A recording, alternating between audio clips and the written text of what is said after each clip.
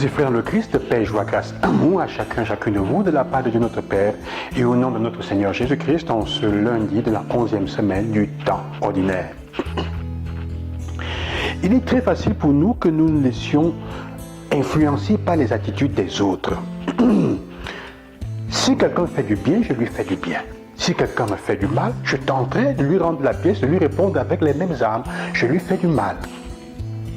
Mais la vraie demande, la vraie question qui se pose, est celle de savoir si, n'est pas une question d'attitude, mais c'est une question d'identité. La vraie question ici est liée à l'identité. Qui suis-je au-delà de ce que les autres font sortir de moi? Qui suis-je au-delà du fait que l'attitude des autres à l'extérieur me pousse à réagir de certaine manière? Jésus, en fait, veut que nous comprenions que c'est là qu'il y a la clé de la liberté. Vous pouvez continuer à agir ou à réagir. La majeure partie du temps, nous réagissons. Ça veut dire que nous répondons aux stimulations que les autres produisent de l'extérieur avec leur comportement. Il m'a énervé. Non, il s'est comporté de telle manière que j'ai réagi avec colère. Mais est-ce que je peux choisir de réagir différemment? Jésus dit oui. Et il dit d'une façon très belle. La parole me frappe aujourd'hui, non? Ne répondez pas à la méchanceté. Ne répondez pas à la méchanceté. Il va même plus loin en disant des choses étranges. Montrez, si on vous gifle sur la joue gauche, montrez la joue droite. La joue droite, montrez la joue gauche. Montrez l'autre joue. Bon, Jésus n'est pas en train de faire une éloge de la faiblesse, mais de la libération. Seulement la personne qui a le courage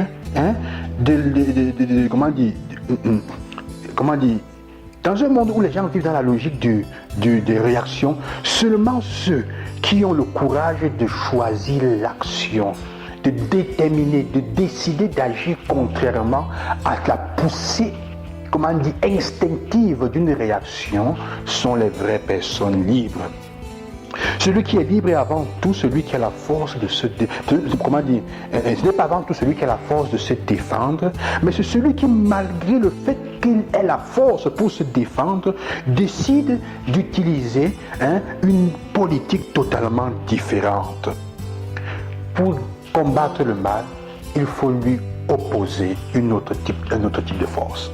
Vous voyez, il y a une histoire que je raconte souvent, qui naît de nos grands-parents aussi, qui dit, si tu vas au fleuve prendre ton bain, tu te déshabilles complètement nu et tu mets tes habits sur la berge de la rive du fleuve. Pendant que tu es dans l'eau, un fou nu passe lui aussi et prend tes habits. Tu t'en rends compte et tu sors de l'eau tout nu, il commence à fuir et tu commences à le poursuivre. Les gens qui te voient passer ne diront pas, voilà un homme normal qui poursuit un fou. Ils diront, voilà deux fous qui se poursuivent l'un l'autre. Utiliser les mêmes forces, les mêmes actions de ceux qui sont méchants, c'est leur ressembler.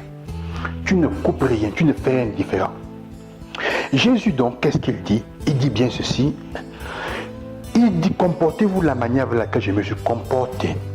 Devant le mal, qu'est-ce qu'il a fait? Il a su prendre des décisions pour s'opposer. Parfois, il a agi en bien, parfois, il a agi avec le silence, quelquefois, il a décidé de se donner lui-même, mais c'était toujours en contre-pied. Jésus décide. Être libre, ça veut dire décider comment agir, quelle solution prendre en face de certaines situations. Or, la majeure partie du temps, comme je disais, nous réagissons. Action, réaction. On m'insulte, j'insulte. On m'agresse, j'agresse. On me donne un coup de poing et j'en donne un autre. L'évangile dit, on vous a dit œil pour œil, dent pour dent. Mais moi je vous dis, ne répondez pas à la méchanceté. Quelqu'un disait, œil pour œil et le monde devient aveugle. et le monde devient aveugle. Nous sommes invités à faire quoi? À entrer dans une dynamique de rupture avec le mal, apprendre à rompre le mal, à empêcher que la chaîne de violence ne passe par moi. Ce n'est pas facile. Et parfois on va te dire que tu es un faible quand tu décides de ne pas agir, de ne pas répondre aux violents, à ceux qui te provoquent avec la même provocation et la même violence. Jésus n'est pas un faible, au contraire, tu es libre, tu es fort.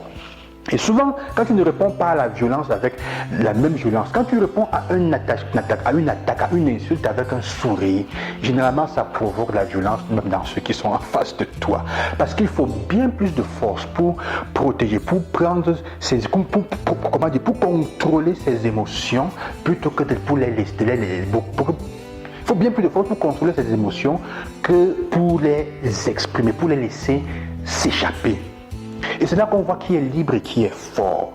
Dans un monde qui nous enseigne seulement à prendre et à prétendre, Jésus nous demande de donner et de ne pas rester indifférent devant ceux qui ont besoin.